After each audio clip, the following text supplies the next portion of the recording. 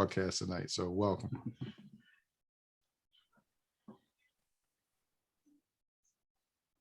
Good evening, everyone. My name is Ihsan Hines. I'm the president of My Brother's Keeper Cares, aka MBKCares. Welcome to the fifth, or is this the fourth episode? Pardon me, the fourth episode of season number 3 of Wellness Wednesday.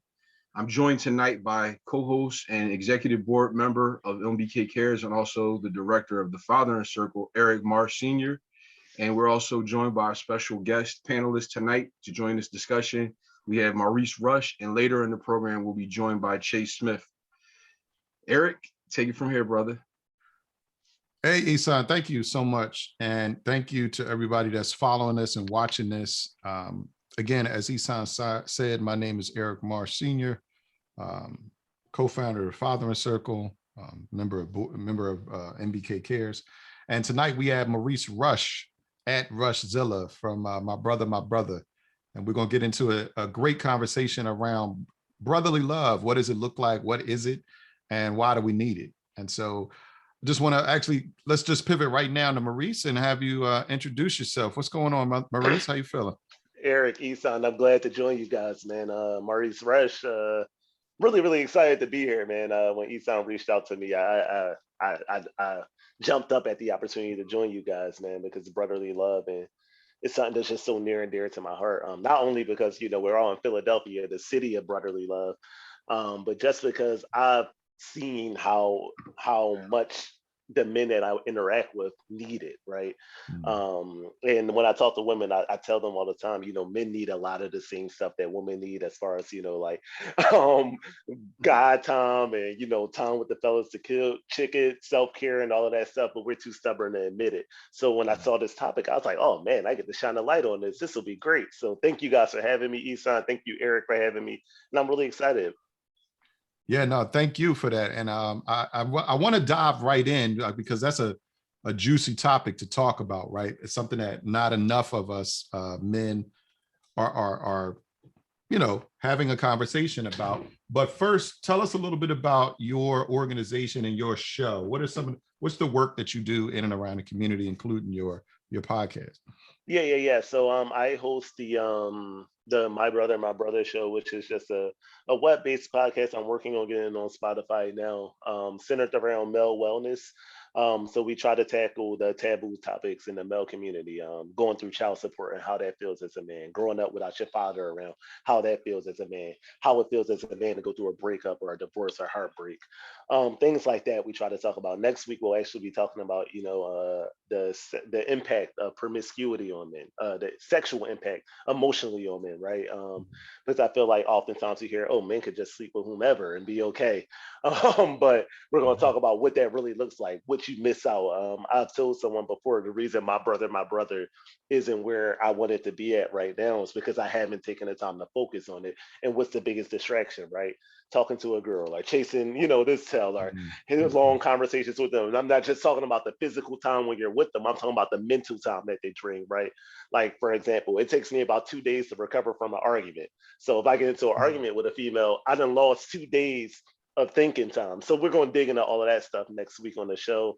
But it's fun, man. And then I do one-on-one sessions with men, just to kind of talk to them, coach them up, get them to open up about some things. So you can reach out to me if you're interested in that. I do also run a faith-based group called Iron Sharpens Iron, where we just meet together and talk about same thing, basically the same thing I do on my show. We do it in like a small group setting. So we come together with a topic that's actually been on pause for COVID, but we'll be starting to back up in May. Actually, that's the first Friday of the month. So that's mostly my work, and I'm a lovely father too. I can't not forget to mention that. I have a beautiful 12-year-old son. My son is nonverbal with autism, so I do a lot of work in the autism world. And my daughter is 4 years old, so they're my pride and joy, and I love both of them. Beautiful. Maurice, you mentioned the time for your Iron Sharpens Iron and the day of it, but I don't think you mentioned for your My Brother show. So how can people follow along with that? Yeah, so the My Brother show airs every other Wednesday, so we're actually off this week. And then next week we'll air at 7 p.m., typically from 7 p.m. till about 8:15-ish. is when we aim to go offline. But it's also up on YouTube. If you search my name, Maurice Rush, you can find it. If you look me up on Instagram, you see it's posted at Rushzilla. You can find links to the show there as well. So anything else, Ihsan?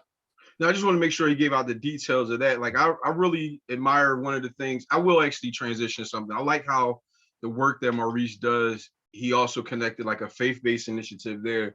When I met Maurice, it was many years ago when I was doing rap music, Christian rap. He still calls me Purpose instead of Ihsan. And he also calls me Proper. When I was on your show, right. Yeah. So Eric, you might not know that, but I used to be a rapper under the name Proper before, and I went on his show before a couple months ago, and this dude brought up one of my music videos to start off the show, and it just it was goofy. But I met Maurice many years ago. I've known him when he was a young adult, and he was always a real honest guy. He was sincere. And I met him within the context of church. So to hear that he's still continuing to work, even the ministry, is very encouraging. And to see how you've seen how that applies into everyday life, like child support and trying to figure out ways that men can be men and all these things, and fatherhood, those are ways that ministry is conducted in different ways. Because it takes a lot to turn another cheek sometime when the system is unjust against you, or when it feels like the odds are against you as a Black man. So I really admire how you're still doing things within the context of faith, but also within manhood and fatherhood. So thank you. Thank you, man. And I always say it's always great to have good examples to look up to, right, Eric? So it's always good that you have that shining example to follow, even with you being transparent about some of your pitfalls, right?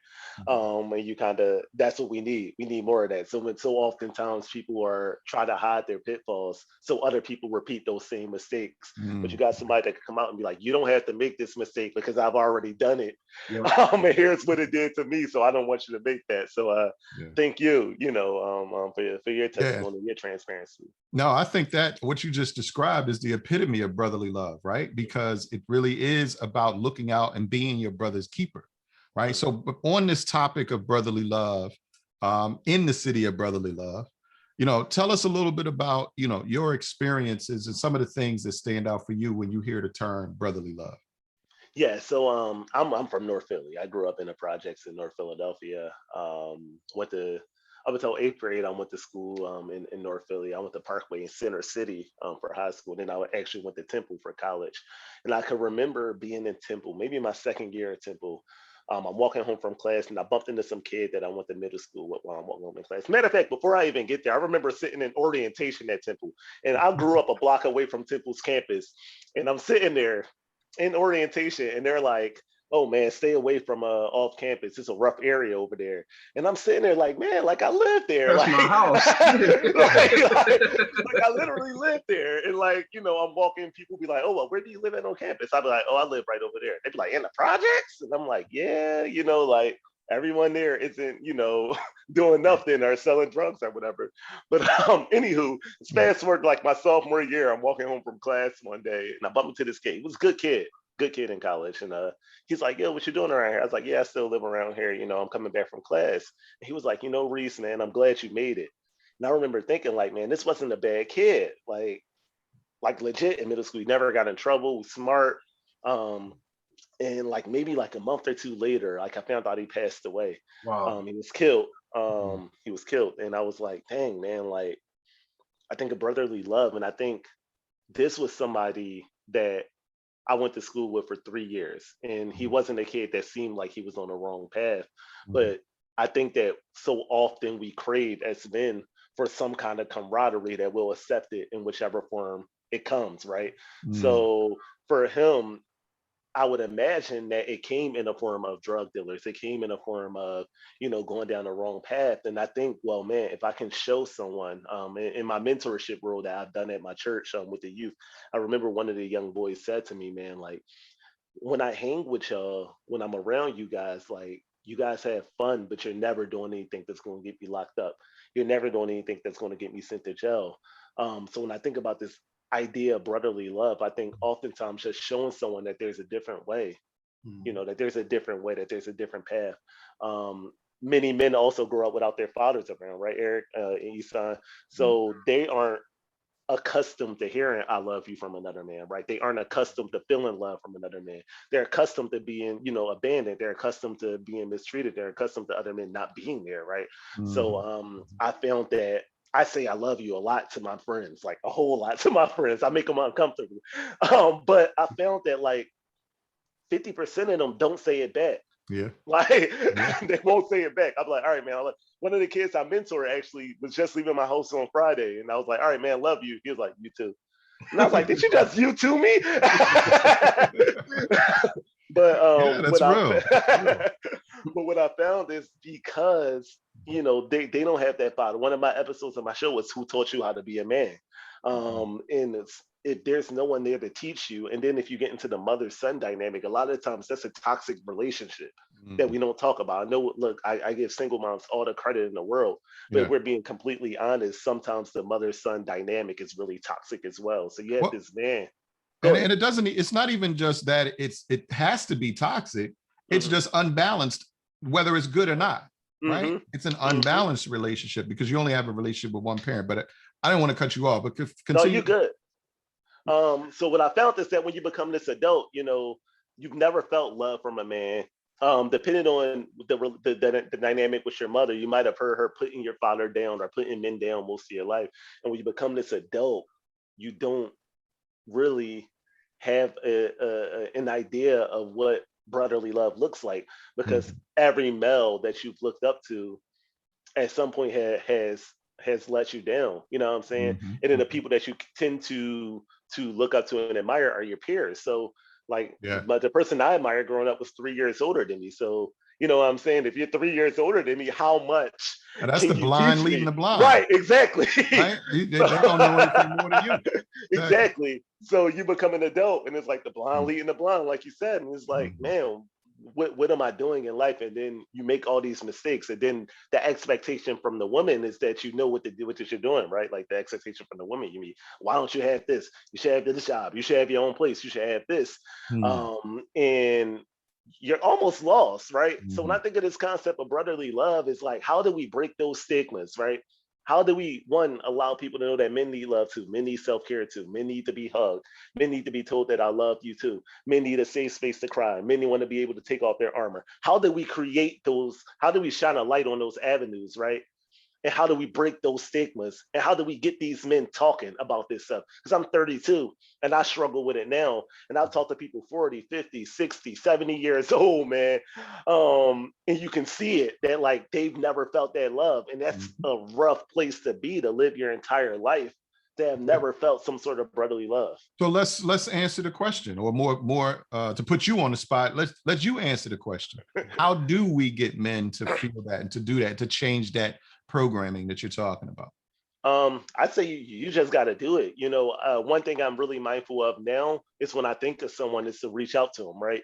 So that's a Mm. big thing I do. So I might be sitting there like, oh man, I wonder what's up with Eric. Instead of just thinking it and letting him push, because one day becomes 2 weeks really quickly, 2 weeks becomes 2 years really quickly, Yeah. 2 years becomes 20 years really, really quickly. And so I'll say, oh man, what's up with Eric? Let me shoot him a text now. Yo, Eric, what's going on, bro? How you feeling, man? Just thinking about you, man. Want to know I love you. I appreciate the man that you are, and I respect you. If you don't respond, a couple days later, I'll be scrolling through my text, but oh, Eric ain't respond. Yo, bro, you get my text? How Yeah. you feeling? Like, almost got to nag them, right? It's just like, Yeah. no, you're gonna feel this love, bro. Like, I don't care, you know what I'm saying? Like, you're gonna feel this love, and then like going a little bit deeper than that, right? Once you get their attention, scheduling some time. One thing I'm also really intentional about doing with my male friends: when can we get together? Mm. When's a good time for you to get out? You might not be a big texter, you might not be a big talker on the phone, but when can we get out? What do you like to do? You want to go to the bar? Cool, let's go to the bar. Don't got no money? I'll treat. Don't worry about it. I just want to get you Mm. out. Don't got no car? Where you live? I'll pick you up. I Mm. just want to get you out the house. Come hang with my friends. You need more notice? Okay, cool. Like, I'll work around your schedule. So just letting them know, like, I care. Like, I don't want to build just a surface relationship with you, right? I care about you. I really admire who you are. I really value what you bring to my life, right? I value the role that you have played in my life, be it how huge or how small it is. I value the role that you play in my life. And I want you to know that, people are dying, right, Eric? Like Kobe Mm. Bryant died. the drop of a dime. Ihsan, we talked about that, how hard that hit both of us. The way Kobe, DMX passed away, the Black Panther passed away. Like, these are all younger, for the most part, younger men. DMX is 50. I think Kobe was like 40. Black Panther's like 40. Chadwick Boseman. Yeah. Right. Yeah. Like, but these are younger guys. So these aren't people, you know, like who you would think are at the latter portion of their life. And you think of it, it's like, man, tomorrow's not promised. And not to mention, there's 500 homicides. There was 500 homicides in our city last year. Yep. 500 homicides in our city last year, and we're on pace to beat that this year. Mm-hmm. Like, so you think about that, like, dang, I can literally go to my car after this live and just be pumping my gas in the wrong gas station and not survive. So Maurice, but let's make a leap here, right? Because I hear you talking about that, and I hear, first of all, it's instilled in you, like you've gotten that motivation, right? But the reality is, it's just like the example that you gave. A lot of men can't even reply with "I love you" back when they hear it. So they're definitely not going to be so mindful enough to pick up the phone, to think about somebody, pick up the phone, text them, send a message. A week later, go back and scroll through, realize there's no response, then go. Like, that's a lot of intention. So for one, bless you for that, right? Absolutely for that, because no, it's major, right? So let's start with baby steps in terms of where the majority of our brothers are, and what's causing that lack of connection or that lack of empathy. What's that the root cause of why brothers aren't showing that brotherly love? So I think it's dual-sided. So one, I honestly think that we've been trained to not show it, right? We've been trained as men to suck it up. We've been trained as not to show emotion. We've been trained that strength looks like not speaking about your weakness, right? So that's where I think it starts at, right? So I know I spent my entire 20s, like when we talked about my son having autism, I spent my entire 20s. I didn't have a conversation with my son's mother until like September of 2020 about how much it impacted me, how exhausted I was being his parent, because I thought that I was being strong by not talking to her. I thought that I was being strong by holding that in. So I think we've been trained that that's what strength looks like: suffering in silence, not saying anything, you know, going out, having a great time with your buddies, and then going home and crying. You know what I'm saying? Going out. Let me ask you real quick. Let me jump in because you said something important. What did that do for the mother of your child when you opened up, when you had that conversation? What was that conversation like, and what did it result in? Yeah, so one, she was like, I had no idea that you felt that way, right? So that was major, like, and that's really all I could have expected her to respond. I had no idea that she felt that way. You've hit it so well, you know what I'm saying? You've never showed me that. And she'll tell you when he got initially diagnosed, she cried, and I just kind of sat there and nodded, because I remember thinking to myself, we both can't be distraught in here. She can be the emotional one. I'll just suck it up and kind of go through with it. So having that conversation, not only was it freeing for her, but it was also very freeing for me, right? Because now I'm in the space where if I say, hey, you know, I'm exhausted, I can't get them tonight, or I can't get them this weekend, she understands. Whereas before it was friction. Why are you tired? Like, you're never tired. You never show emotion. So I think it's really freeing when you start to have these conversations with people about your emotional state. I think that's something that we can't stress enough, right? Because, you know, we always talk about how men are trained and socialized to be this way, right? But we often don't talk about the role that women play in that dynamic, and that they're also trained and taught to expect that from us. And that they know it's unhealthy, but you should expect it anyway, right? And so, just like she said, you guys have a child together, and she had no idea that you were feeling this way until you actually opened up and talked about it. So I think we as a society, we need to figure out ways to have that conversation on both sides of the coin, so that women also understand that, one, it's normal and it's healthy, and it doesn't mean that your man is less of a man, or that your son is less of a man when they express emotion. So thank you for bringing that up. Yeah. Any thoughts? Yeah, I had a couple things, and these are one. I'm going to lay out some examples of some things, the conversations and communication times I've had this week, and not in a way of like bigging up my own behavior, but giving some example of how some things just came back to memory. So this week I had you. I don't know if you remember a guy named Mike Felton, Maurice. You remember Mike Felton? Yeah. So Mike used to be part of the TWA Ministries, which was the group that I was in when I was doing Yeah, Christian the whole rap. armor, right? Yeah, and I hadn't talked to Mike in a while. Now, the dynamic of our relationship, it never was like on some bad stuff. Mike is a mentor to me, even though we're in the same age group. Mike is a man of God, and he's always been one of the most honest, authentic, just real dudes that I've known. And he could break down the word in major ways. So Mike crossed my mind randomly the other day, and it happened. And I said, I'm gonna text him today, and I didn't. And then later that afternoon, he crossed my mind again. So to say something about what you just said, I remember texting him. And what I've learned in life, bro, like when somebody crosses your mind, it could either be a moment for you to pray for them or reach out, and you never know how it's going to be received on the other end. And if there's something that means to me on another level is don't miss a moment, because it may be the last moment or last opportunity you have. My brother, before he took his life, he texted me, you know what I mean? And I didn't know that he was leaving when he did it. He just said, "I'm sorry, I love you."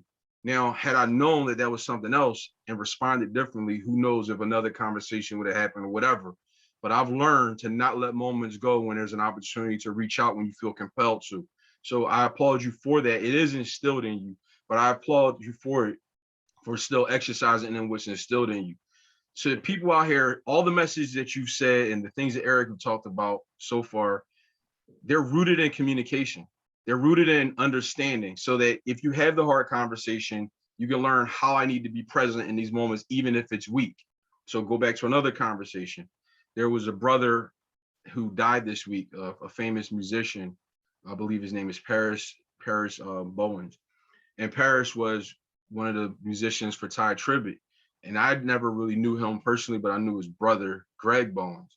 And Greg crossed my mind the other day after I learned of the death. And I remember in the moment of talking to him, I called him and I talked to him. And I had a moment where I was starting to think, like, you can't preach to this dude, because this loss is this loss and it's raw for him right now. But one thing that was important is to let him know you don't have to be strong for your family. Even though you're going to feel the need to, you got to still feel that loss and experience it, because it is a loss to you just as much as it's a loss to everybody who's depending on you to be strong in this moment.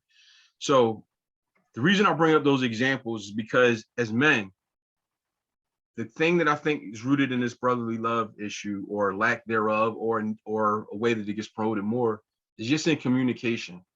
Talking about the pitfalls that we had to overcome, talking about the things that went well, that we made certain decisions and we got to see the rewards and the fruit of, so that people are not only avoiding pitfalls, but they're walking down certain streets where it's smooth trailing as well. But just talking and getting to the uncomfortable root of things regardless, and being the example, then other people will want to follow those examples. We don't have examples. I didn't have my father around. I had mom out there trying to fight bullies for me. And I'm embarrassed that my mom's trying to fight bullies for me, but she was doing the best that she could to protect hers, So we didn't have examples of what it's like to get out there and do certain things. So I just applaud you. I applaud Eric. And I'm also glad that God meets the in-between and places people in our lives to meet some of those moments and those gaps. I got uncles who were there when my pop wasn't around. I have strong women who were around to fill in whatever gaps they could. But then as I grew older, I met people like Eric along the line. I met people who were my brothers in college along the line. I'm done. Just wanted to let you know, like, I appreciate the way you're doing things, and communication is the key to overcoming this lack of brotherly love, or the way that it's expressed. Yeah, and I also think we have to be more mindful, like in social settings, what our conversation looks like, right? Because I feel like oftentimes people pick up, like you might be out with your group, and let's say you're out with your friends, and somebody looks depressed because they just got off the argument out of an argument with their girlfriend or something. You can't look at him and say man up just because he's in a social setting. You know what I'm saying? Like, you have to do a better job of your verbiage, because I think what often happens is when you're in social settings and you hear certain conversations happening amongst men, like the man up talk, or the stop bitch talk, or all of that stuff that men will say in social settings. When you're going through something, you think, dang man, when we were at the bar, when 10 of us was at the bar, Ihsan said man up when the bull was going through something. So I'm not going to talk to Ihsan because I'm not going to talk to those guys because I already know how they're going to respond to it. So I think we have to be a lot more mindful of our conversation and our interactions in those kind of settings. Like a good friend of mine's just lost his niece, and he reached out to me to say, yo, I really just want to be around you guys. This is tough on me. And I like when I got the chance to talk to him, the first thing I said was shout out to you for having the strength to reach out.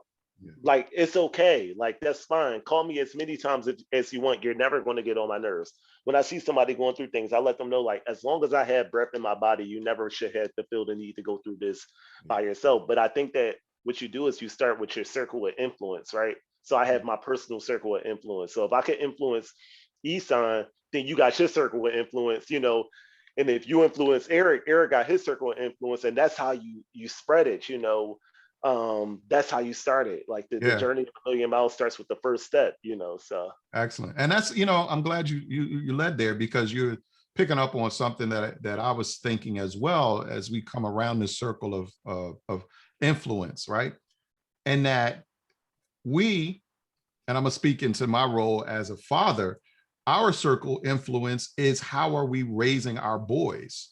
Are we raising our boys in an environment where they understand that it's acceptable and okay to express your feelings, right? There's a well-known saying that goes, it's easier to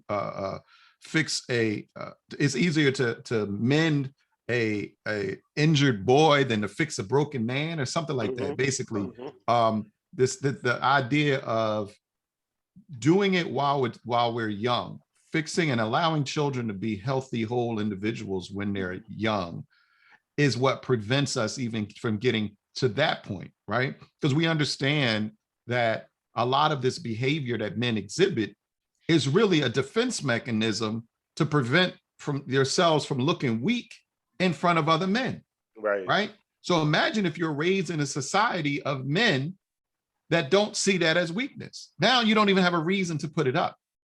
And I think about that when you talk about your upbringing, we talk about the church, especially the relationship that the two of you have with the church, right? That is a quintessential, fundamental, historically female institution. Why? Because it's about love. It's about believing in things that you don't see. So many things that we're told or we're taught that are not male and masculine, like to believe and love Jesus or to love God. In your mind, conceptually, as human beings, we all are.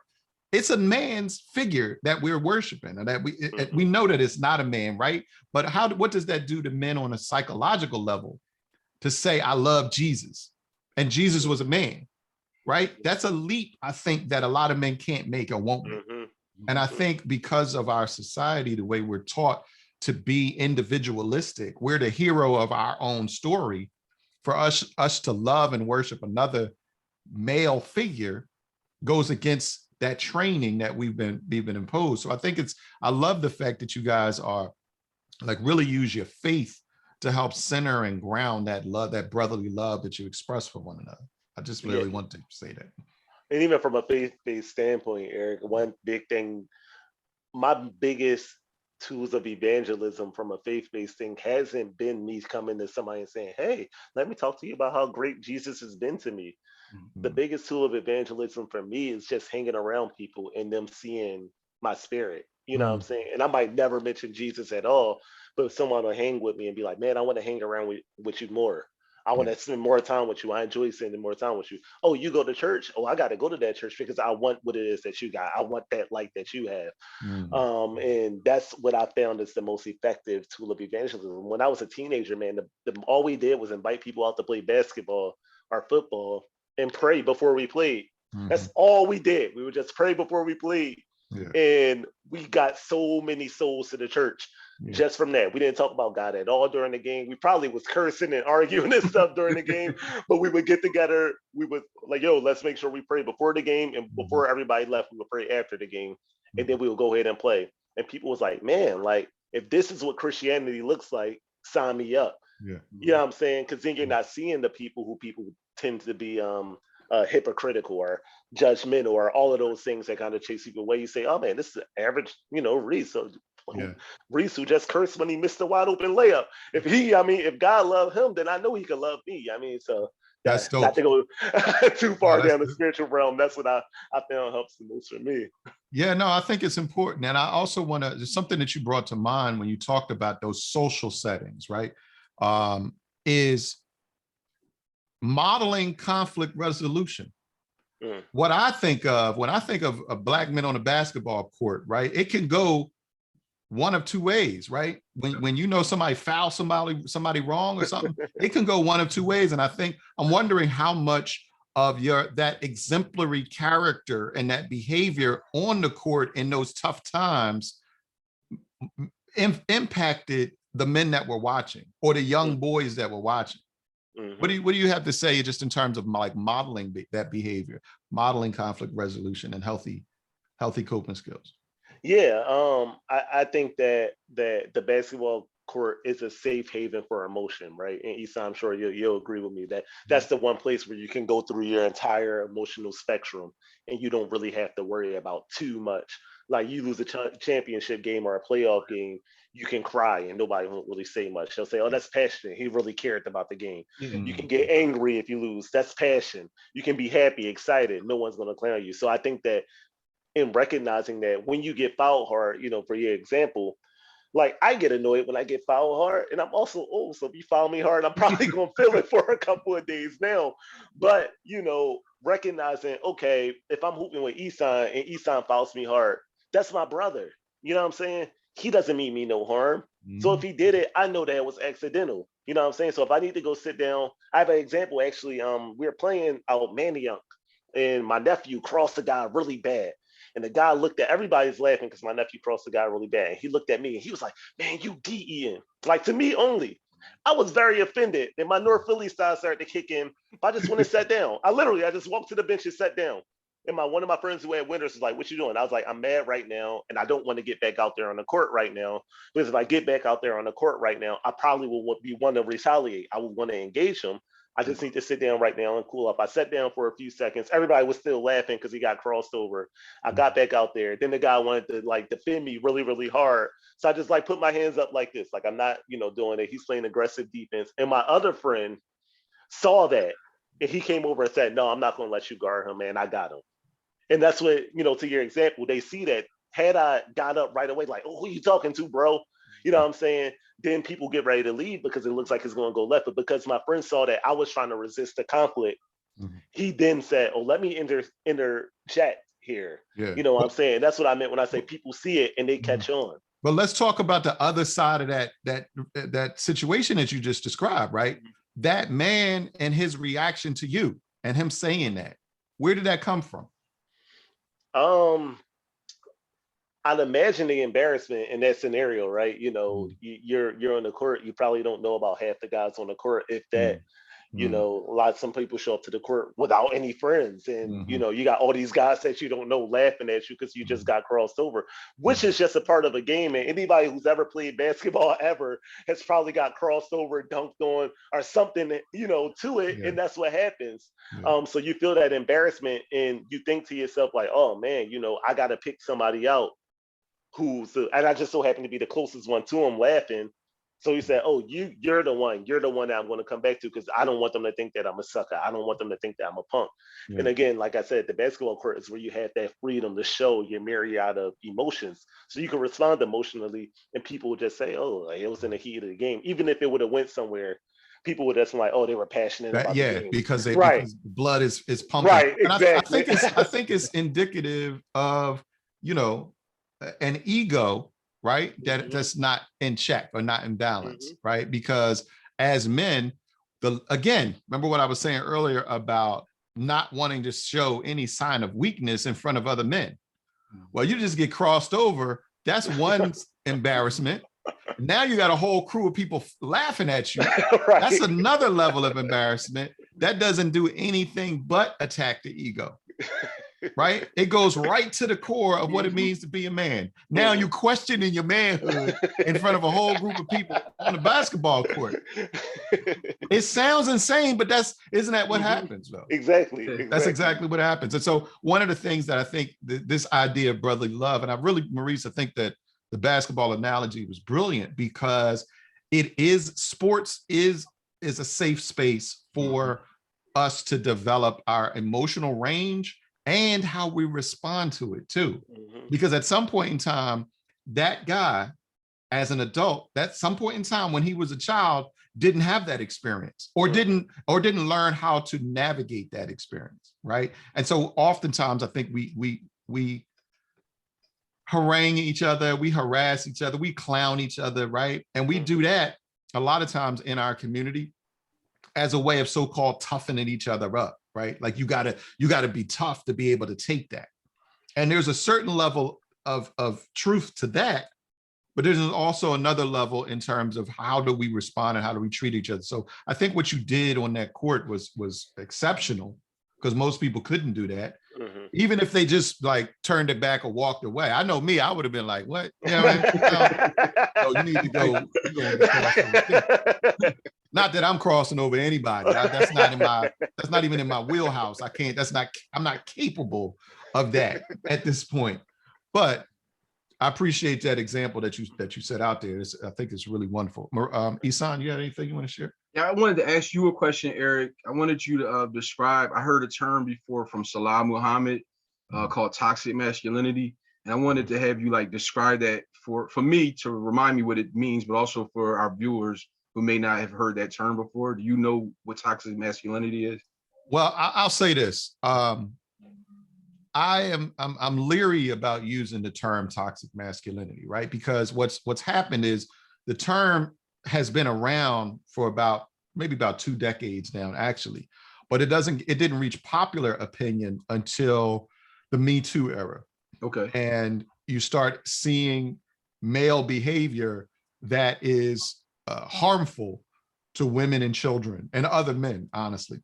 And so the general idea of toxic masculinity is that it's just any type of typical male behavior that harmfully impacts other people, right? And so oftentimes, the reason why I say I'm leery to refer to that term is because it's been kind of co-opted and connected to a very feminist movements, the Me Too movement, gender justice, right?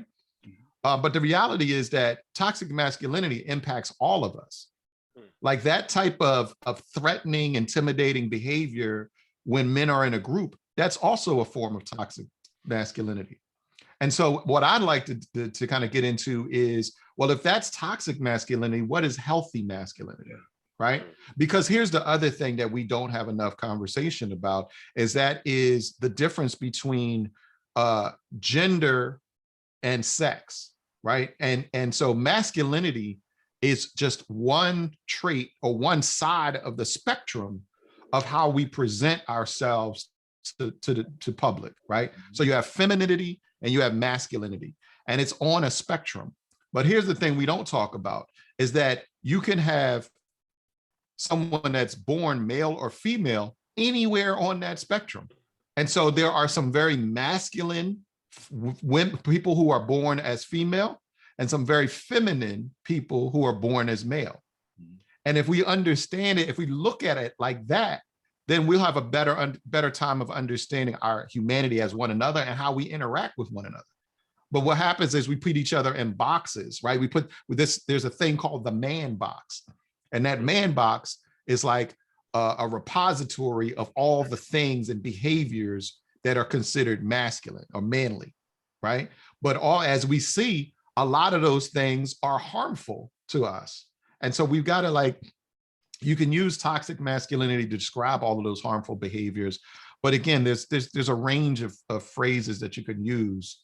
So I kind of try to stay away from just labels like that, because depending on who you're talking to, that label might bring with it a whole nother meaning that you might not intend. Yeah, I think that one, I didn't know that was like the root of it, everything. I'm really grateful that you explained it that way. The thought that came to my mind to make me bring it up was Kalani Davis, who was a friend of mine and had him on a show before. Kalani is like really involved heavily in the martial arts, and he like really has a love for martial arts. And I remember hearing him talk one time about how discipline is not just like being able to be a threat. Like he could like literally probably beat most people in his circle. I mean, within his environment, if given just fist to fight, like fist to fist fight, or feet involved too. But he was talking about how martial arts taught him how to not use what he knows. So he has to walk around and constantly not use the threat that he poses to other people, and the discipline to just withhold or withstand certain things, you know? So that makes me think about what love looks like, not just in like the expression of what, I don't know the term I'm looking for, but it has something to do with like a different kind of love, like biblically. I don't know if it's agape or whatever, but not just of a giving love, but also in a restraining way. DMX had a song called Stop Being Greedy, right? So there's a way where love looks like I'm not even going to take something that I don't need so that the rest of the people within the community can benefit. Y'all can have this time to shine.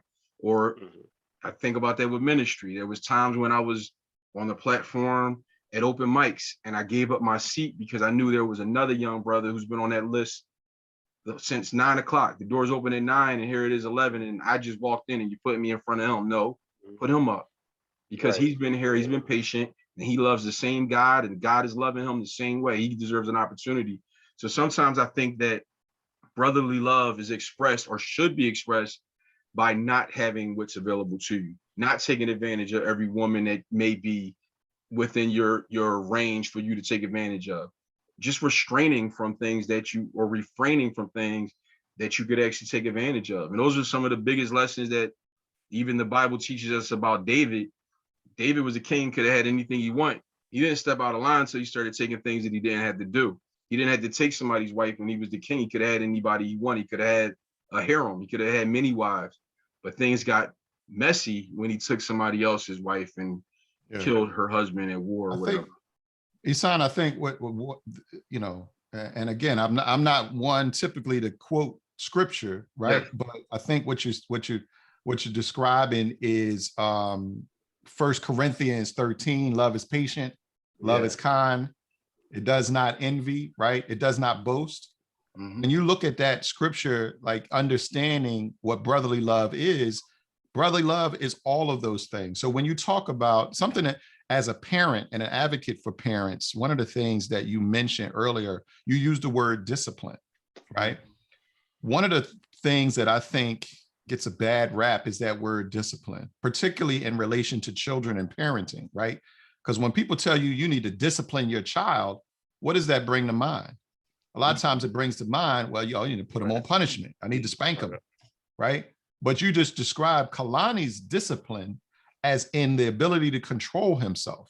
And that's all discipline is. Discipline, which is something, honestly, that I think we as men don't practice enough. And if we did it in a way that was thoughtful and rooted in love that you're describing, that we wouldn't see half of the problems that we have in society right now.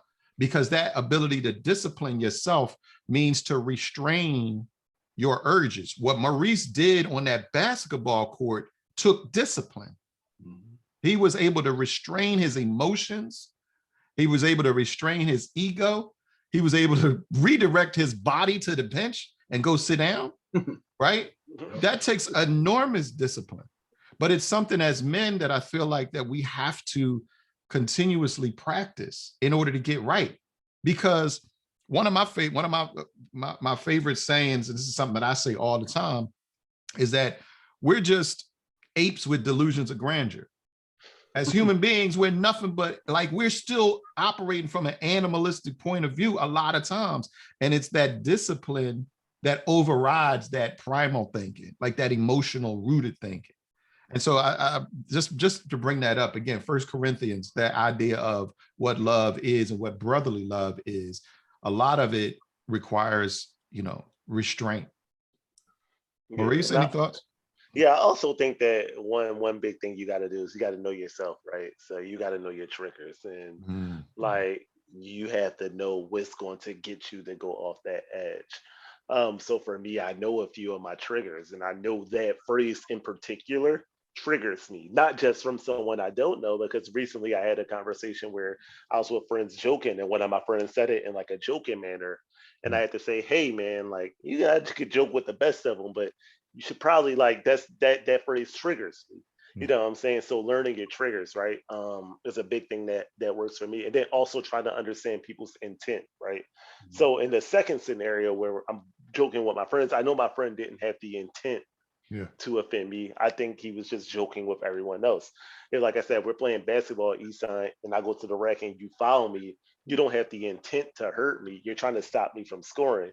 So understanding what people's intent is a big thing. But like knowing yourself is major, man. Like understanding what makes you tick, understanding when you're having a bad day, understanding when you're having a good day, understanding how you feel in your own feelings, and things like that are major when it comes to showing brotherly love. Because if you can't love yourself, and women say that all the time, right? But if you can't love yourself, the example I give, when I started my show, Eric, I talk with a list. I couldn't stand listening to myself talk when I started my show.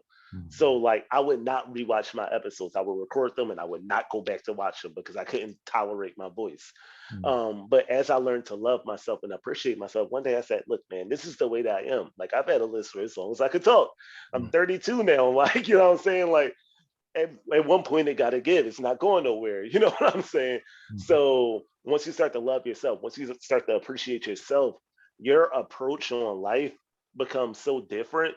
Like even when I meet women now, I'm not looking at them like, oh my gosh, I can't wait to get in between your legs. I can't wait to do this because I honestly feel like I'm the catch now. Like I'm the catch. If you're not giving me the attention I deserve, okay, that's fine. You're lost. If you're not, accepting a date, that's fine. You're lost. I know what I bring to the table. I'm confident in who I am as a man. I'm confident in, my shortcomings. I know what my shortcomings are as well. And once you kind of get to that point where you're able to look in the mirror and love that reflection that you see in the mirror, a lot of that stuff just becomes a lot easier to handle. Yeah, absolutely.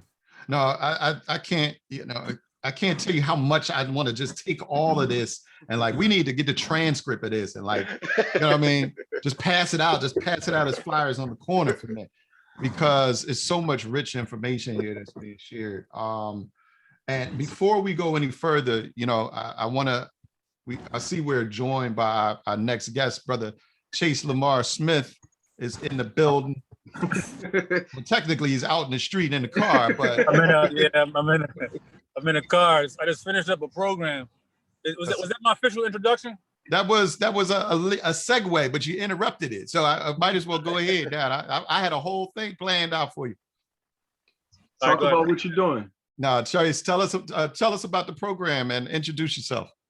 Oh, so I just left a program with it's called I have a mentoring program I do called Men Raising Men, and it's through another program through a city orchestrated program, the Bridge. So every Wednesday I go down there and spend an hour or so with the young men. Today I had a good friend of mine, Mr. Damon. He came through and was teaching the young men and the young ladies, young ladies down there as well. He was teaching them self-defense and martial arts. So go ahead. I forget the word that he called me. I'm gonna say a patsy. So he was using me to demonstrate these martial art moves on. And, you got lumped up. I didn't like it at all. But whatever for the kids, You're taking an L for the kids. I hear you. Chase, can you hear me? Oh, I see. So I just switched my camera. So I see Ihsan. I got my glasses on. Maurice, what's up, Maurice? What's going on, Chase? It's a pleasure to meet you, bro. How you guys feeling? We're feeling good, man. How are you? Well, I gotta say something before we go, man. We just were talking about martial arts right before you got on. Yeah. Yes.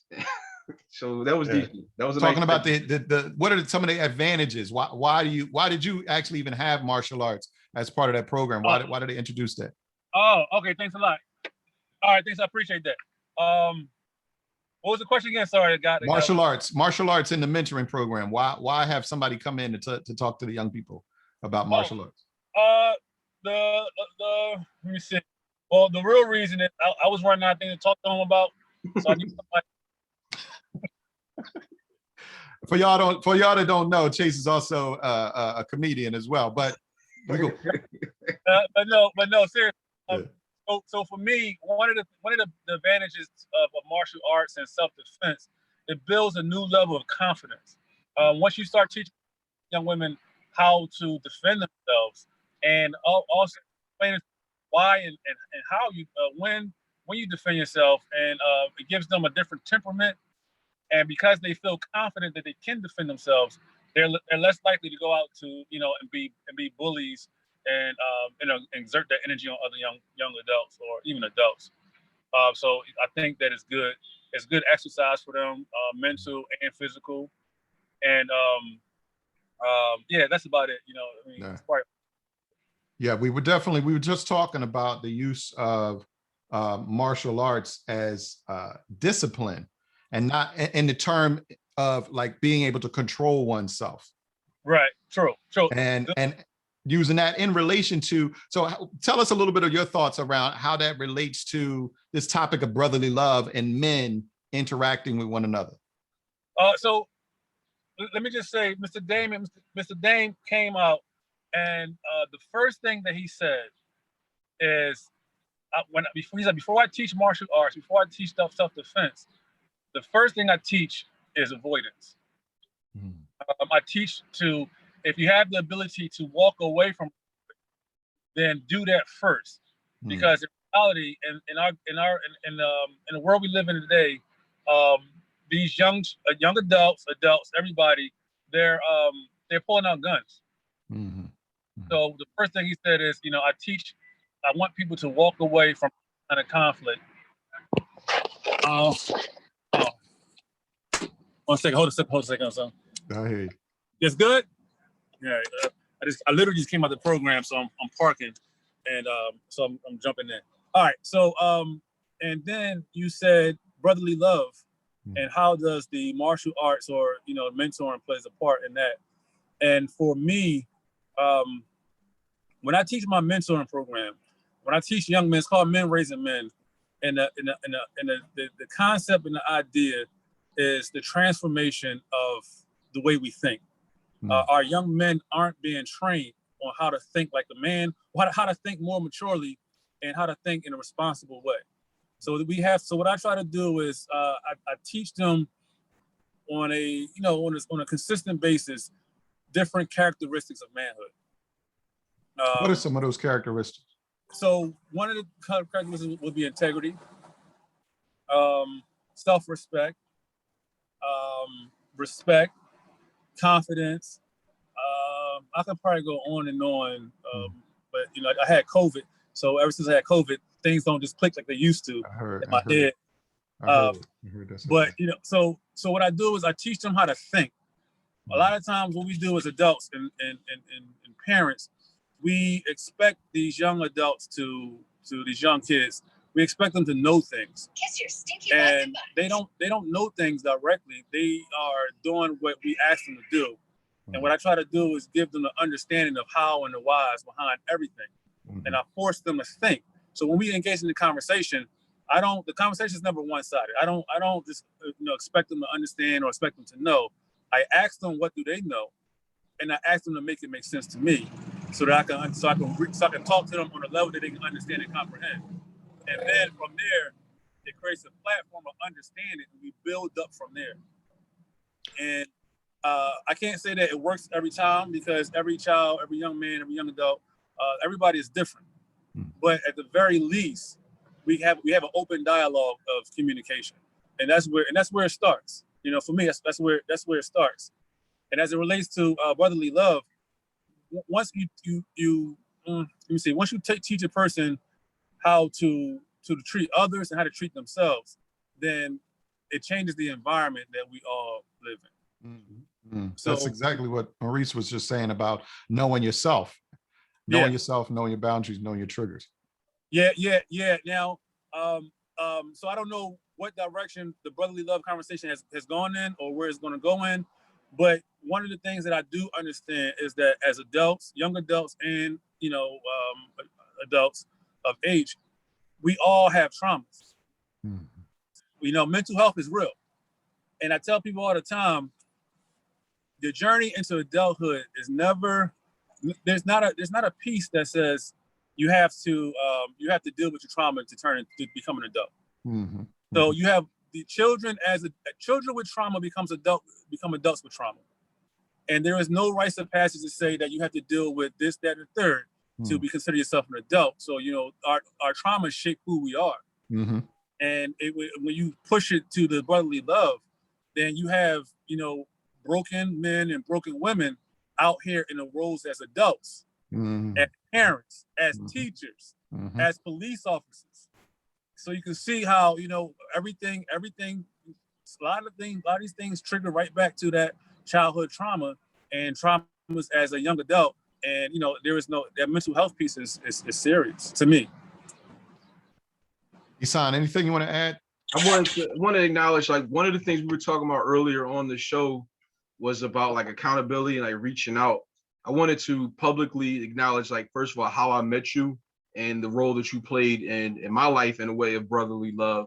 We have a mutual friend or a mutual acquaintance named Tori, who was on the board of AFSP.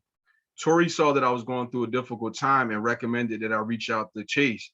And she recommended it a couple of times and I didn't do it. And then one day, I was like, you know what?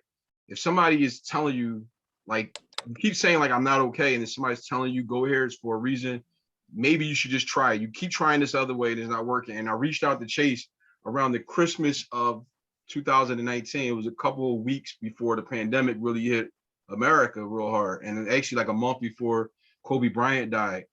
And I remember going to a Christmas party down at UPenn. And what Chase did is the same types of things he's talking about now. He took time to talk to me and to listen and to mentor in a way on a short-term basis, but it was in a way that was impactful for me. I just wanted to publicly thank you, but also acknowledge that that's what brotherly love looked like in a different form. It meant making yourself available, even in the midst of being responsible. Chase was at a Christmas party for his job at University of Penn and still took the time to not only talk to me, but welcome me into that environment. I found myself in a Christmas party, like, I don't belong here, but but I'm here. And just want to thank you for that, bro, for allowing me into your space and then also coming into our space. And thank you for the work you're doing in the community with those young people and the work that I know you're doing within your family, just the context of every platform you're using, from comedy to mental health to mentorship, everything you're doing. Thank you, and we salute you tonight for that. I appreciate that. My Cash App is Chase Comedian. Now, listen. It's so funny because when and I don't know, you didn't mention this part right here, but when we first connected, you was angry. You was angry. You was frustrated. Yeah.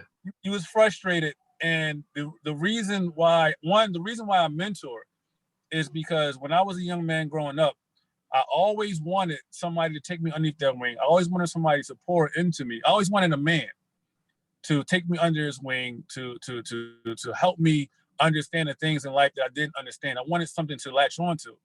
And men failed me in every aspect of my search, every aspect. The only man that stepped up was God and the streets. Those are the only two things that I had in my life growing up that I can say that was a big part of who I was as I evolved into a man. And because of that, that's the reason why I try to make myself as available as possible to give back and to help those young men out there that are looking for something. Because we all know that we it's all men on this platform right now, and we all know there was a moment in our lives where we wanted to belong. And for me, that every journey in my life, there was always a desire for me to want to belong to something, and nothing ever materialized. When I started comedy, when I started University of Penn, like no matter what it was, I always wanted a man to lead me and to mentor me, but I never got it.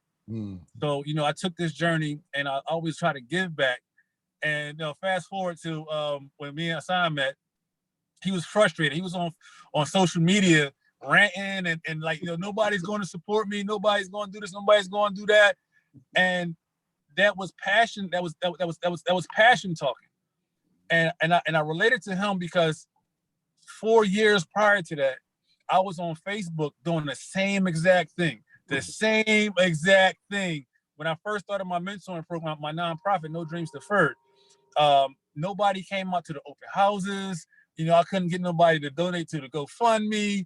And it's like, why don't people support the fact that I'm trying to make a difference in our community? And the one thing I explained to Ihsan is that it doesn't matter who supports you, because you're not doing it for support. You're not doing it for any accolades. You're doing it because there's a purpose for you. And if you reach 1, if you reach 100, if you reach 1,000, no matter what, whoever you're destined to reach, you're going to reach that person or those people, and your purpose is going to be what your purpose is, and it's going to grow from there. And I encouraged him to move forward. He was never. He was just frustrated. He was never discouraged. He was just frustrated. But I was able to relate to him because I walked that same journey, and from there I pushed him to come to the holiday party, and meeting him in person. I felt his passion. I felt his commitment. I felt everything that I just felt like, the name of his nonprofit is My Brother's Keeper. And I felt like I was his brother's keeper. I felt everything that he had to offer. And then him connecting with Eric, I don't even know how that happened. I don't know. I didn't even know y'all knew each other. Because me and Eric go way back. Everything I've been doing with my nonprofit and with the city and YES and everything, like me and Eric go way back. And to see y'all two connect, it was like, it's certain things are meant to happen. Yep. And I want to throw Maurice in on this, but I don't even know who Maurice is. Maurice is my brother. He's right there over his head, right?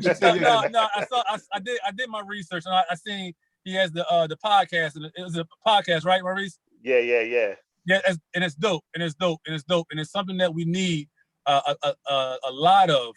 And I salute you, and I appreciate your efforts, because the reality of everybody on this platform, we're doing these things from a passionate place. Nobody's getting paid. Nobody is getting, it's like nobody is running up, and we're not celebrities. We're not any of that kind of things. We're just men that want to make a difference, and that's what it's all about. Yeah. That's what it's all about, man. I appreciate the opportunity to connect with you guys. Definitely. Yeah. Listen, brother.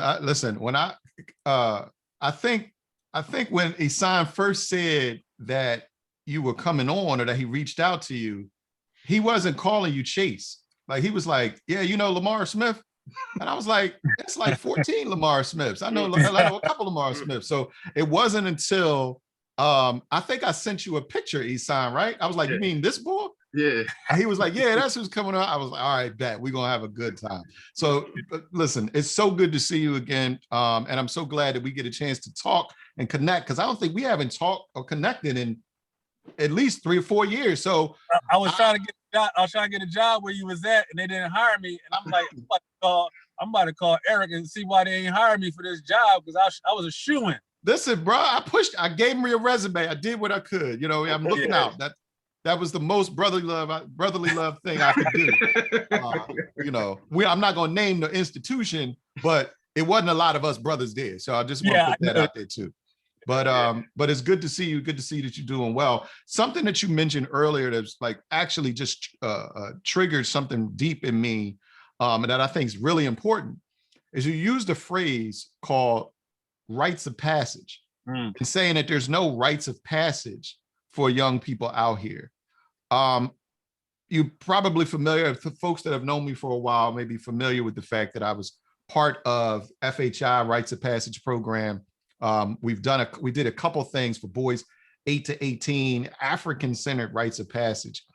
Talk to us, Maurice and Chase, about what a rites of passage initiative is, and why is it important? And what do you think that it could lend to young men's lives if we were to actually implement something like a rite of passage? And I want Chase to go first before. Oh man, I was hoping Maurice went first. Maurice, you could go, but I know Chase knows. So Maurice, are you familiar with the term rite of passage and what it entails? I'm familiar with it, but not in this context, so to speak. That's why I wanted Chase to go. That's why when you said Chase, I got happy. I said, hey, I was trying to hook you up. So go ahead. Yeah. So for me, a rite of passage it lends itself to a ritual, so to speak, a ritual of acts, a ritual of acts that leads to the transformation from boyhood into manhood. So it's ironic that this conversation is we're having this, because I was just on maybe social media or YouTube or somewhere on the internet, and somebody had put a 30-day, I don't know if it was a quote, or 30-day transformation from boyhood to manhood. It was some kind of caption. And at that moment, I realized that I didn't have a structured rite of passage for my mentoring program. And the idea of creating literally a ritual-based boyhood to manhood transformation, it came to mind. And it's a rite of passage, a journey of certain things to do, certain practices. You find ways to make these young men become accountable through exercises, through conversations. I think that the first time I've heard of a rite of passage, I was in grade school, and there was a rites of passage program inside of the school that I was in. I never attended it. A lot of my friends went, but it wasn't until I became an adult when I realized, how important a rite of passage is. Yeah. So I don't know. Did I answer the question somewhere? No, you're good. That's a good lead in. That's a good lead in. And Maurice, I don't know if you feel comfortable, if it triggered any thoughts, but I was just thinking that, because we were talking about God, religion, Christianity specifically, what came to mind was baptism is a type of spiritual rite of passage, right? And so when we talk about these traditions and these processes, think about what you just said earlier about basketball, about the basketball court. Chase, I wish you could have heard our segment on when Maurice shared his experiences and the analogy of using basketball. But think about what basketball means in relation to young Black men, and how, in a way, that's a type of rite of passage. What are your thoughts around just the concept? And even if you have any questions. Yeah, so when I heard you guys talking about a rite of passage, I'm like, well, what can we do to kind of like what's in place? And even from like a faith-based aspect, one big thing when me and Ihsan met, there was like the young adult ministry was bustling when me and Ihsan met. And young adults, from a spiritual standpoint, is typically defined as like that age 18 to like late 20s, early 30 age. But then like it kind of fizzled out, Ihsan, and I'm not sure if you agree or disagree with that, but it kind of fizzled out. So it's like you have all this stuff for the youth, and then like they turn 18 and it's like kind of nothing. And then it's like all the senior ministry and like the 40 plus year olds. But then like you got this age gap of like all these 18, 19, well, I won't even say 18, 19, because a lot of times the 18-year-olds were going away for college. Let's say like 21, when you're coming back from college. There's not really nothing in place for people in your age range. And I feel like for me, I respect all the people who do mentoring programs with like young boys and stuff. I feel like my calling has been more to adults, because I don't feel like there's anything in place for young adult men, older adult men in general, right? So when I think about rite of passage, what can we do to bridge that gap, right?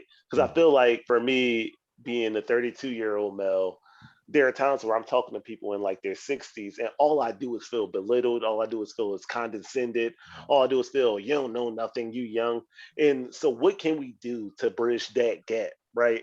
When you think about brotherly love, because I do think that the older generation has a lot of experiences that they can share that could derail a lot of the things that people my age range and younger are going through. But I feel like the delivery oftentimes will turn us off. Well, right? let me jump in real quick, because something that you just said echoes what Chase shared about men in his life failing him, right? Mm-hmm.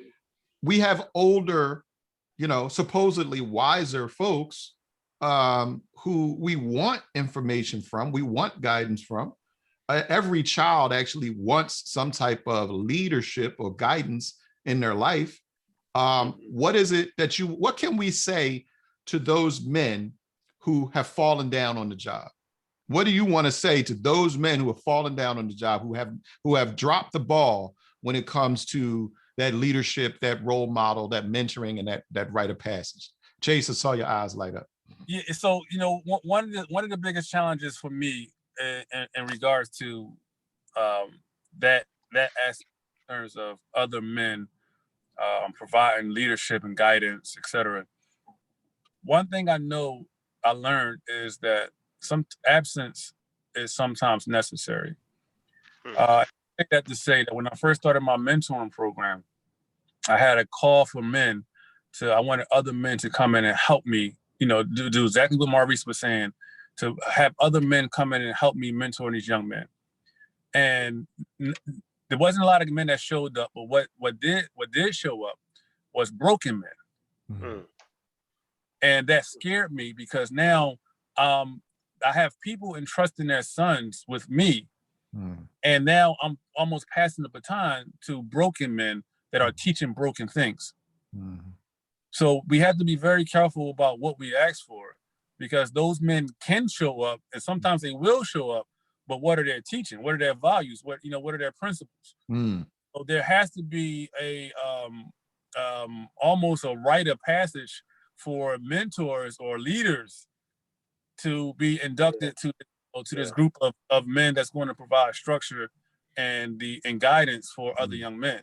Because like Maurice was saying, he said that, when I have a conversation with the elders of the church, then there's a huge disconnect with communication. But in reality, a man one of the first things he learned how to do is communicate. So that means that he learn how to communicate effectively, or if he sees a disconnect, a man's always going to find where did this disconnect came from and make it whole. A broken man won't. Thank you. All right, you see me looking. I was like, really? That man gonna do that? No, a healthy man will. That's what I'm saying. A healed man will. Okay.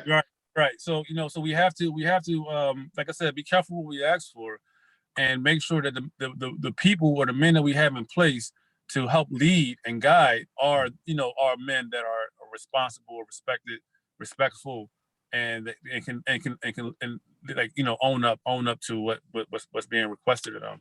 Okay, right. I'm gonna come back to you because you didn't answer directly. I want to hear. I never do. I don't. I hear. Maurice, what do you want to say to those men that have fallen down on the job, or just maybe it's not intentional, maybe they just don't know how? What do you want to say to those folks? Yeah, so I thought of the scripture. Where they say the harvest is ripe, but the laborers are few, right?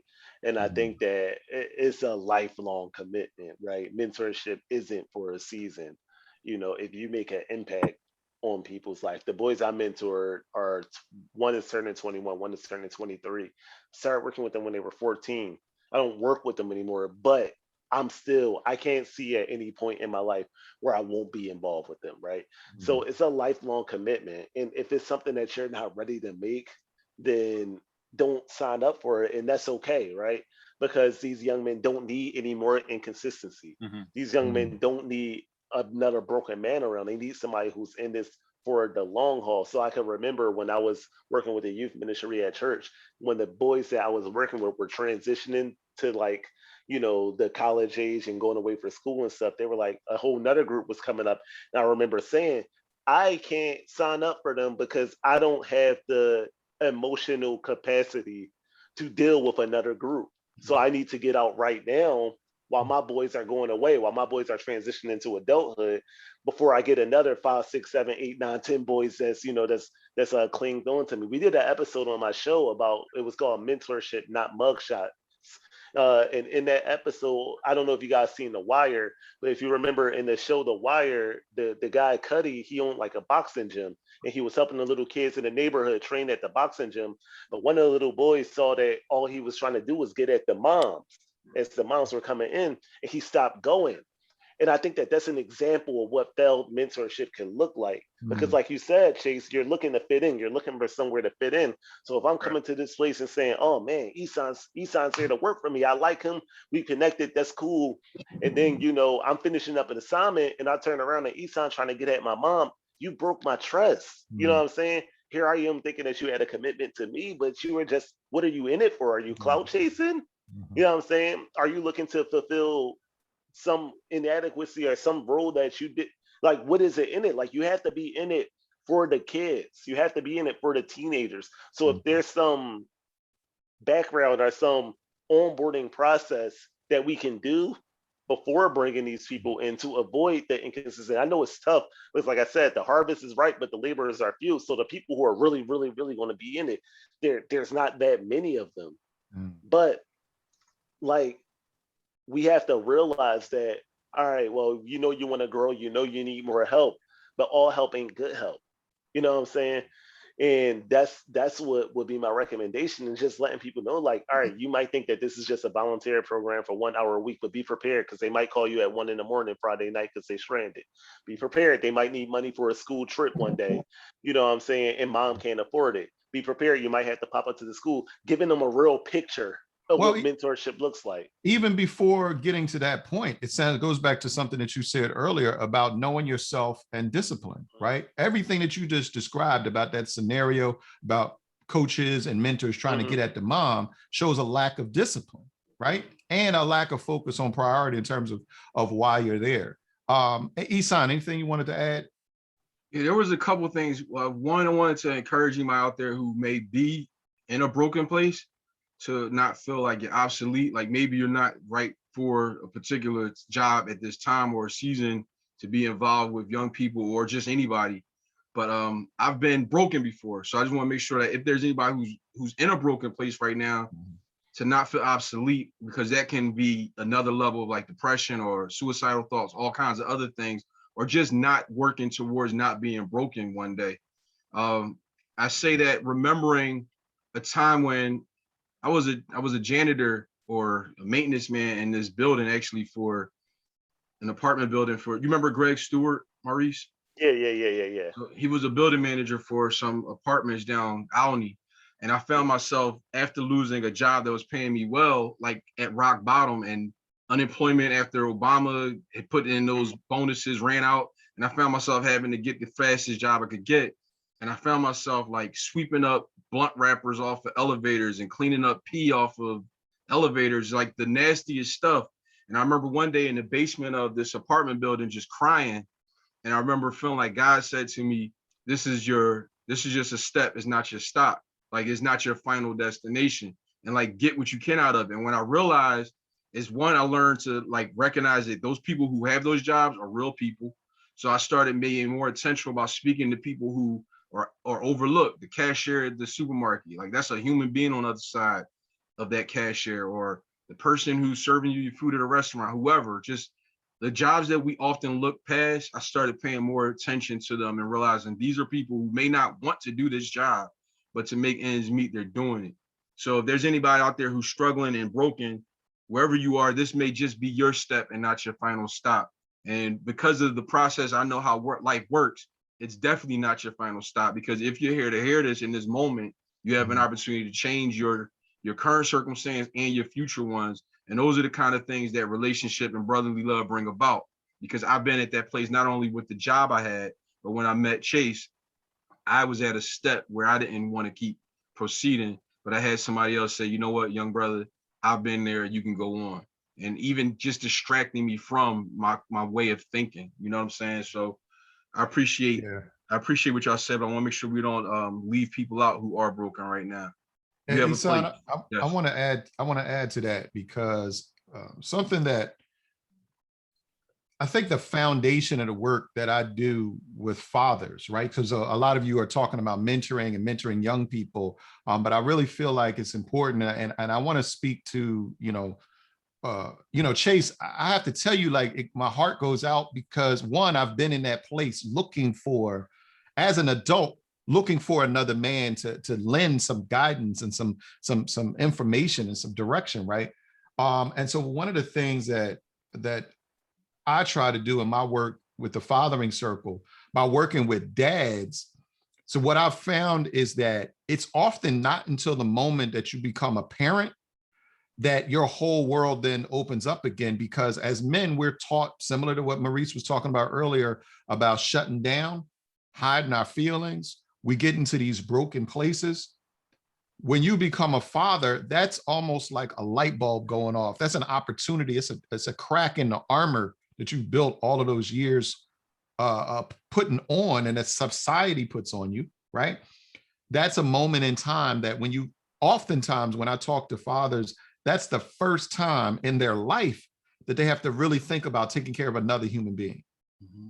We can often, as men, go through our entire adult life without ever having to care for another person physically, mentally, or emotionally, or open up in a way that another human being becomes a priority over our own selves. And I think that lack of that selflessness that occurs at fatherhood opens us up to re-examine all of these things that society puts on us as men. And so I only say that not as a commercial for the fathering circle, but to touch on what Ihsan said about brokenness, and that it's never too late. Mm-hmm. There's always an opportunity in your life at some point in time to stop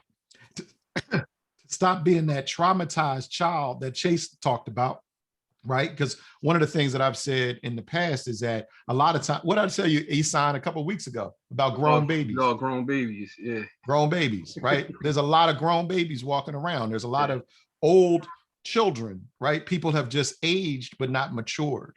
Mm-hmm. And so I think that's another huge aspect when it comes to this thing of brotherly love. We meet each other where we are, but the goal is to also help us develop and grow into maturity. And Chase, one of the things I wanted to kind of touch on that you had said earlier, and I'm gonna give you some pushback, right? So you said I just left a martial arts self-defense class, so be careful, man. Oh, hey, come on, bring it. I got Zoom. I'm got a black belt in Zoomology. All right. Yeah. You said you teach young people or young men how to be men by teaching them, critical thinking, by teaching them self-discipline. Are those things only inherent in men? So, no. So it's a great question. One, two, those things aren't only inherent in men. And what I do is also I teach. I always. Look, you're running now. His camera went off. I'm here. Oh, go ahead. I teach we talk about women, right? We talk about women. Goodness gracious, hold up. Okay, there we go. All right, we talk about women, and when we bring up the conversation of women, the first thing I explain to the young men is I'm not a woman, so I won't be able to speak from that perspective, right? So I teach them how to respect our women. I teach them. We have conversations about women. Mm-hmm. Mm-hmm. Can I help you out a little bit? Who's that? Eric. Oh, yeah. Hold up. Let me just say this one last piece. Because I'm watching your self-defense. Yeah. No, let me just say this one thing. I am more comfortable and more familiar with the mind of men because I'm a man, or men because I was a young man, and I take all of the bad, the good, the bad, the ugly that I've gone through and I've experienced. Mm-hmm. And I put this stuff in perspective to have an understanding of how to connect. Now, when it comes to young ladies, I only speak to young ladies from a perspective of what I think, what I believe a man should be for a woman. Mm-hmm. From a perspective of what is it, the 3 Ps: to protect, provide, pick up the tallest seat. Maybe I don't know what the 3rd P is, but so it's like I teach from that perspective, mm-hmm. But I also, like, when it comes to, like, let's say mothers, mm-hmm. I have theories. I have theories as mm-hmm. to why a lot of these young men are becoming more and more broken, mm-hmm. because there are a lot of young men being raised by single moms, and these single moms are also broken. Mm-hmm. So have a single mom trying to raise a son, and they are from that era of when women should be and can be and should and will be independent. Mm-hmm. The more you push a woman to be independent, the more controlling she becomes. and then you introduce a child. So a lot of times in these situations, the mother is being so protective over the son that she can't see the son transformation into a man. Mm-hmm. He's always her baby. Mm-hmm. He's always her baby. So when you have a 15, 16, 17-year-old that's used to being given everything, that's spoiled, that the moms become enablers. Mm-hmm. And my experience where these single moms come to me and say, I need help with my son, I start asking questions. It goes in the direction, what do you do for your son? Oh, I do everything. Do you spoil him? Yes, I spoil him. He don't want for anything. His dad was never there, so they try to compensate. Mm-hmm.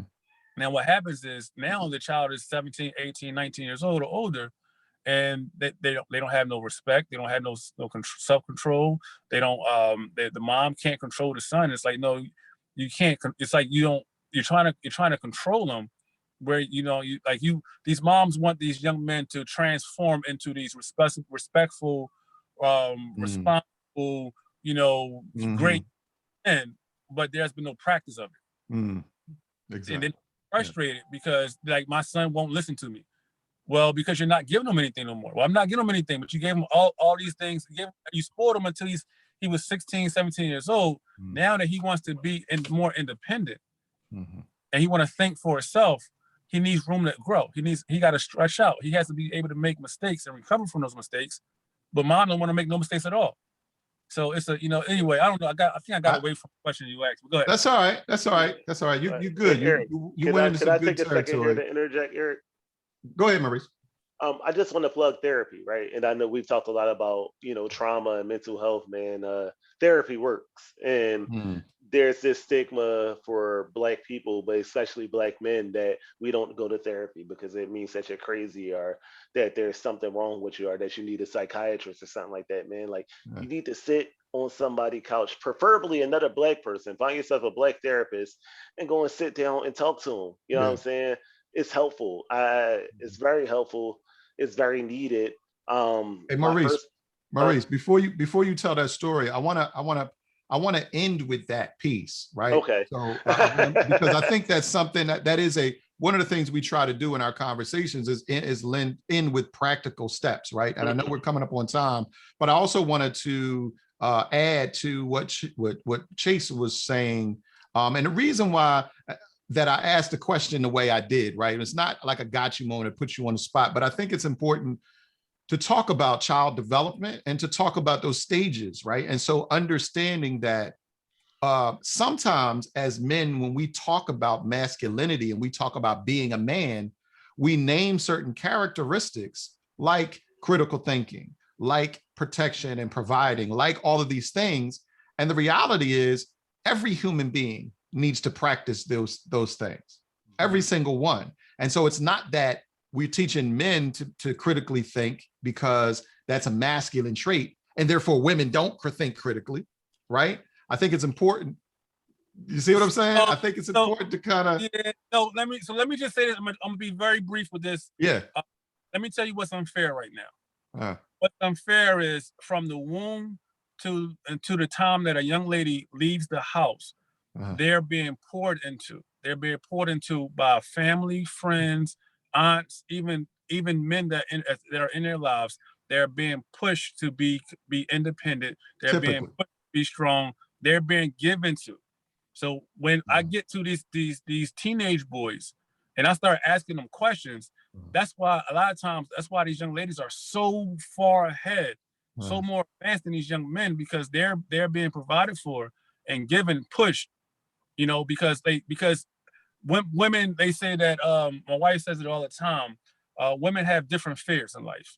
And because they have different fears, different vulnerabilities, they are being strengthened as much as possible. They're getting all this attention and all this focus and push, and young men aren't getting it at all because they're not, because the men, see, all the women, the women, the village of women will swoop in and teach these young ladies throughout the family, because we live in a matriarchal society. So there are more women that are in leadership roles in the Black community. So these women are reaching down and teaching and pushing. Oh, baby, don't settle for this. Don't settle for that. You go out there and get yours. And the young men isn't getting anything from the men in the communities. So there's always going to be an imbalance in terms of like, the mentoring and the women versus the men in our community, because the men aren't reaching back in. I think there's something, first of all, thank you for that. And I agree with you in large part, but I think there's some nuance there that we can kind of wrestle with a little bit. Sure, yeah, right? For sure. Right. Because, one of the things about this idea that girls get poured into, I think Maurice talked about it earlier, and it's almost kind of like, how do you see the glass, half full or half empty? And I don't think it's so much that girls get poured into more. I think it's the fact that boys get poured into less. And it's very important to to nuance, to tease that out, right? Because what happens to Black men in our society, in our community? If they're stripped out of the society, they're stripped out of the home, they're stripped out of the workforce, they're not providers, right? And so what you have is this diminishment of role models, of teachers, of leaders, whereas girls still have the mother figure. And to your point earlier, which is, this is why your initial answer actually was on point, because you said, I can only speak from a man's point of view. And so if I'm in the household and I'm the parent and I'm a woman parent, then I can only speak and teach from a woman's point of view. And so if I'm doing that for a girl, then she's going to get a different context and a different learning and different information than if I'm doing it for a boy. And so I think that's a big piece of it too, is that there's also just, the wires are just crossed sometimes. And so, because I know in the work that you've done and the work that several of us have done, we're starting to see a trend with girls also now not receiving what they need to receive. And so they're getting caught up in the same problems and the same system that boys are, but boys have just been caught in this system longer. And I think that's just indicative of the whole system falling apart around everybody. Now all the parents are collapsing. There's no parents in the home, male or female. And so now the girls aren't receiving it as well as the boys, but the boys have just been damaged, broken longer, and missing that information longer. And so I feel like the reason why I wanted to end with this idea of therapy is because it connects all of the dots. It connects all of the dots in terms of, if you're a broken man, get therapy. If you're a broken woman, get therapy. If you're a broken parent, get therapy. If you're a broken child without any leadership or role models, get therapy. And I think, Maurice, you had something to say that you wanted to add on that therapy piece. Yeah, so therapy is really helpful, right? And think of it as maintenance on your car, right? The more broken your vehicle is, the more often you got to go to the mechanic. But once you kind of get to that good place where it's going, you might only have to go, once a quarter.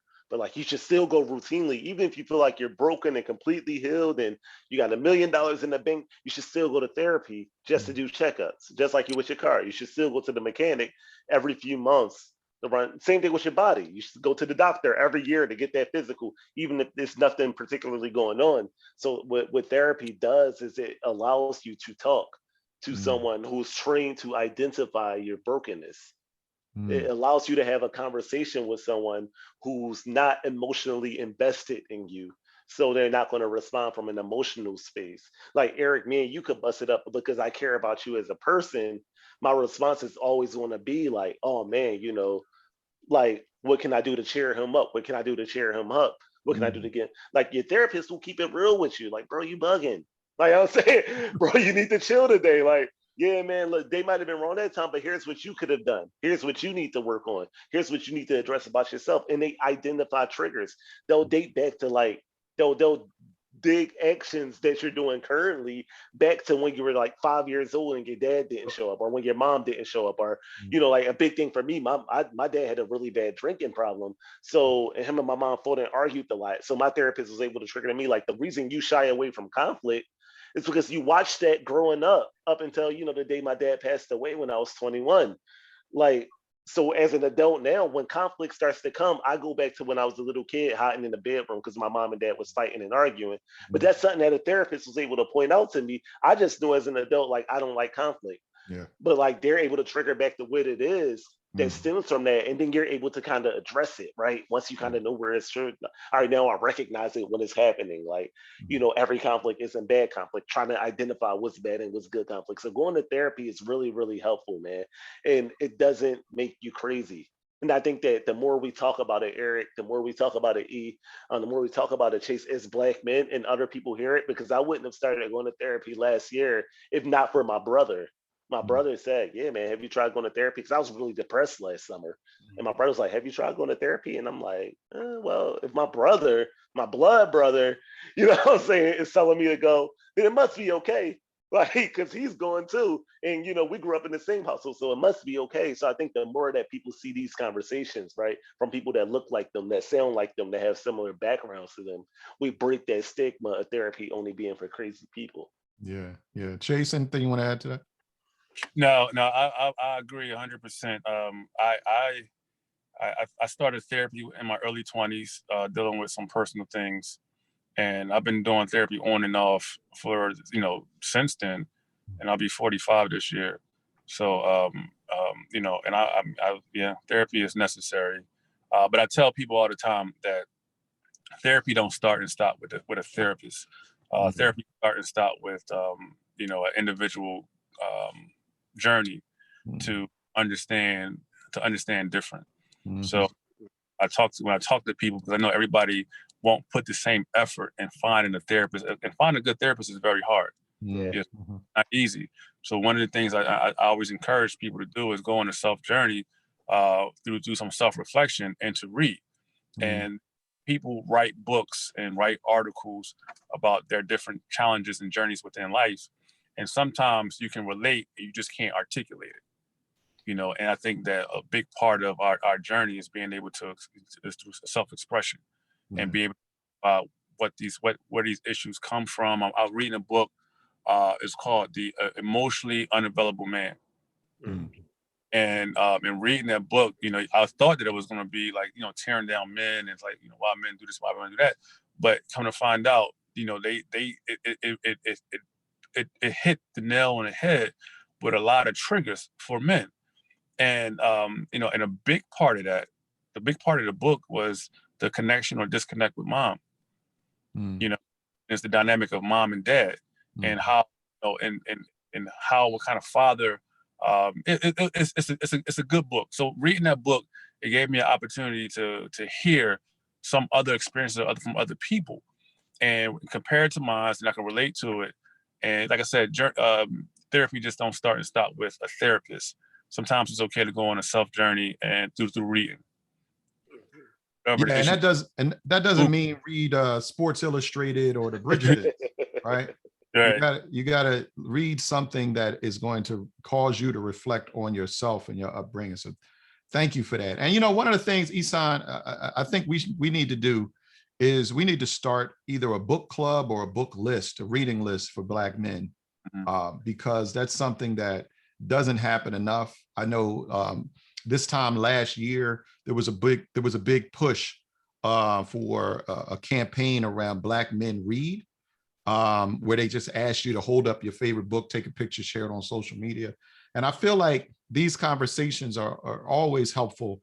We had Greg Corbin on a few weeks ago. Greg had just released his book, Breathing Ashes, which I think y'all had Greg on before y'all had me? Not before. No, I mean, we saving the best for last. Okay, all right, whatever. Feel better? See that? See that self-defense that is just it? Gotcha. No, but I thank you for sharing that, because again, we're always looking for resources, and also to throw a name out there, Doug Reed from Black Men Heal has also been on the show several times. So pushing therapy is really important. And I'll say, I have a loved one who just asked me recently, how come you don't go to therapy? And I'll be honest with you, my answer was like, oh, no, I'm cool. This is my therapy, talking to people, and like, this is my thing, right? And then, God has a funny way of slapping us upside the head, because 2 weeks later, I was having a horrible, horrible week. And it was really from a struggling emotionally. with all the things going on in the world, but also a lot going on internally. And so that just reminded me that no matter how much you may think you're good, like Maurice said, make sure you go and get that checkup quarterly. You know, we gotta, as we get into certain men of a certain age, we gotta go get all of our exams. You need to go get yourself checked out in terms of mentally, emotionally as well. Ihsan, anything you want to share as we get ready to wrap up? I want to talk about my own journey with using therapy, but then also other tools alongside with therapy. A commitment, like Chase talked about, finding a good therapist is hard. My first experience with a therapist was a Black male therapist. He was an excellent therapist. I just wasn't at the right place to be consistent with therapy. My second therapist was a Black female therapist, and the same thing. Whenever I felt okay with my relationship with my ex, I would give up on therapy. And what I learned is that my third breaking point, when I was at a place of a decision to take my life, October 16, 2018, that's when therapy became different for me. I had a commitment to stay in it. I hit rock bottom where I said I have to do it. And I also learned that therapy doesn't look a certain way, because although I wanted a male Black man, I wanted it with a white female. And I don't say that's right for everybody, but it's worked for me. So the connection for the communication in therapy wound up being effective, so that I was able to actually hear things in a way that I wouldn't before and get understanding that I wasn't getting before. So I've been in it for a year and a half now. I've seen the fruits of it, combined with going for walks, getting some air, some vitamin D, going for bike rides, journaling. Even for me, it was medication as well. But like Chase said, it's the dedication to it, because it can look like therapy, but what it really is just, it's the process. It's a process with God's hands involved, but different elements of how it winds up playing out. So therapy is tremendous, though. It is effective. And one thing I also will add to it is that it's exciting to hear other people talk about it. I remember when Maurice first started therapy, you posted about it on Facebook, and I was happy. I was so happy just to see it, because it is okay to like look around and say you too, so that you don't feel alone in your journey, not your struggle, your journey to healing. And you can feel like, you know what, we're all in this war together. We're all in this healing process together. And when you look around and see other wounded people going through the same healing process, it's actually encouraging, not in a crabs in a barrel type way, but in a way to say, you know what, we're gonna make it. It's in a locks way. We're gonna make it. We're gonna get through this. We're gonna all be sitting at the dock of the bay, Otis Redding style together. So everyone out there, I appreciate you all for tuning in again to another episode of Wellness Wednesday. Chase, I shared the book that you just mentioned online with our Facebook audience. I hope it's the correct one. The Emotionally Unavailable Man. Is it written by a man named, is it Patty Henry? Yeah. Okay. Yeah. Okay. That's not it? Female. That's it. Okay. That's it. Okay. So I shared that. I encourage everyone out there to take advantage of these resources that were shared. Tune in to Maurice's show next week on May 5th. He'll have his show 7:30 on Facebook for the My Brother show. He's going to have an excellent discussion. He talked about what those topics going to be about. I think you said it's going to be about sex, right, Maurice? Yeah, we're gonna talk about the emotional impact that men go through when they pursue sex and all the things that distracts them from. Yeah. So tune into that next week, 7:30 on Maurice's page. You can find the My Brother page. You can follow it on Instagram and also find it on Facebook. I encourage you all to support Chase and his nonprofit organization. It's No Dreams Deferred. He's doing work out here. Even him tuning in tonight, it wasn't because he was just late. He was actually out there doing the work of expressing brotherly love to the community. So we appreciate you all for tuning in tonight. Tune in next week at 6 p.m. for our first episode of May. We're going to have Doug Reed on here and Reginald Howard as well. They're going to join us from Black Men Hill, and we're going to have a discussion about Black men's mental health. Eric and I are excited about that conversation. I encourage you all to follow us on all social media platforms at MBKCares. Feel free to follow and support AFSP Philly. They have tremendous resources for suicide prevention and awareness. And as many of you may have heard before, I sit on the board for that organization now, and we're trying to do more to bring efforts and resources to the African-American community and the LGBTQ community as well. So appreciate you all for tuning in to Wellness Wednesday. I hope that the things that you hear are things that you apply to your life in a way that can be fruitful and help you and help the people who you are in close proximity to. Thank you all. Thank you, Eric, for another job well done. Thank you, Chase and Maurice, for being our guests tonight. And thank you all for being our studio audience. Our He loves saying that every week. He dreams of being Johnny Carson or Arsenio Hall or something. And follow us on YouTube also. Subscribe and continue to go back and look at other episodes if you want to check out some more material. Thank you all. Have a peaceful night. Thanks. All right. Have a great night. All right. Thank you, brothers. Thank you.